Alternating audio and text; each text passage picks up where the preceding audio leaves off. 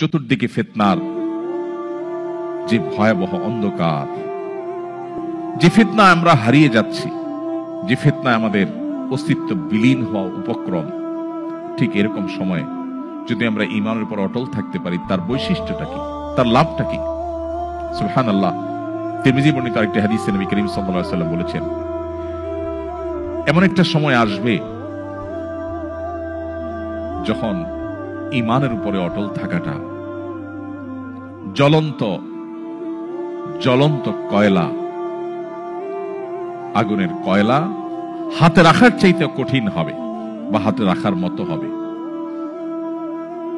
নবীজি বলেছেন, সেই সময় সবর করাটা, ঈমানের উপরে টিকে থাকাটা, সমাজের সবাই একটা স্রোতে দৌড়ায়, তার বিপরীতে দৌড়ানো সহজ বিষয় নয়। কিন্তু এই কাজটা যারা করতে পারবে, নবীজি বলেছেন তাদের কাজটা কষ্টসাধ্য এতটাই যে জ্বলন্ত আগুনের কয়লা হাতে রাখার চাইতে বা রাখার মতো কষ্টের, কিন্তু এর বিনিময়টা আবার সেরকম ঈর্ষণীয়। তিনি বলেছেন 50 জন মানুষ আমল করে যে পরিমাণ সওয়াব পাবে, ওই সময় এই রকম প্রতিকূল পরিবেশে যিনি নিজের ঈমানকে, নিজের আইডেন্টিটিকে, নিজের আমলকে, নিজের মুসলমানিত্বকে যে ব্যক্তি বুলন্দ করে রাখবে, উঁচু করে রাখবে, ধরে রাখতে পারবে, আল্লাহ তাআলা তাকে 50 জন মানুষের আমলের সমপরিমাণ সওয়াব তাকে দান করবেন। তিনি নামাজ পড়বেন 1 রাকাত, সওয়াব পাবেন 50 রাকাতের।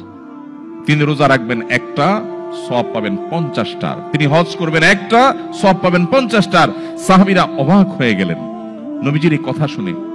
তখন তো সেরকম কোন পরিবেশ ছিল না, ঈমানের জন্য অনুকূল পরিবেশ ছিল মদিনাতে। নবী করিম সাল্লাল্লাহু আলাইহি ওয়াসাল্লাম এই কথা শুনে তারা জিজ্ঞাসা করলেন, হে আল্লাহর রাসূল, আপনি যে বলছেন তখনকার মানুষেরা প্রতিকূল পরিবেশে ঈমানের উপরে টিকে থাকতে পারলে একজনে 50 জনের সওয়াব পাবে, সেই 50 জন কি আমাদের 50 জন নাকি তাদের সময়ের 50 জন?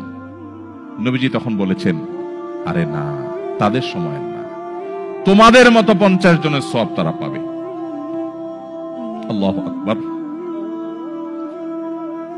সাহাবায়ে কেরামের যে মর্যাদা, সেটা নতুন করে বলার অপেক্ষা রাখে না। কিন্তু প্রতিকূল পরিবেশে নিজের ঈমানকে, মুসলিম আইডেন্টিটিকে যদি কেউ উঁচু করে সেটাকে নিরাপদ রাখতে পারে, তার আঁচলকে বাঁচাবার জন্য সে যদি সংগ্রাম করে টিকে থাকতে পারে, জ্বলন্ত কয়লা হাতে রাখার মতো এই কঠিন কাজটি যদি সে করতে পারে, নবীজি সাল্লাল্লাহু আলাইহি ওয়াসাল্লামের হাদিসের এই ভবিষ্যৎবাণীর আলোকে এই সুসংবাদ সে পাবে। আল্লাহ তাআলা আমাদের সবাইকে শক্তিশালী ঈমানের অধিকারী হওয়ার মধ্য দিয়ে এই প্রতিকূল পরিবেশে আমাদের ঈমানকে, আমাদের আইডেন্টিটিকে, আমাদের ইসলামকে আল্লাহ তাআলা সেফ এবং নিরাপদ রাখার তৌফিক দান করুন। সম্মানিত ভাইরা, এই জন্য আমাদেরকে ঈমান নবায়ন করতে হবে। এই যে আমরা আজকে এখানে এসেছি, এটা আমাদের পার্ট অফ ঈমান নবায়ন, এটা আমাদের ঈমান রিনিউ করার একটা পার্ট। আমরা ঈমান নিয়ে আলোচনা করছি। সাহাবায়ে কেরাম রিদওয়ানুল্লাহি তাআলা আজমাইন তারা বলতেন, ইজলিস বিনা নুমিনু সাহাতান, আসো একটু বসো, একটু ঈমান নিয়ে কথা বলি।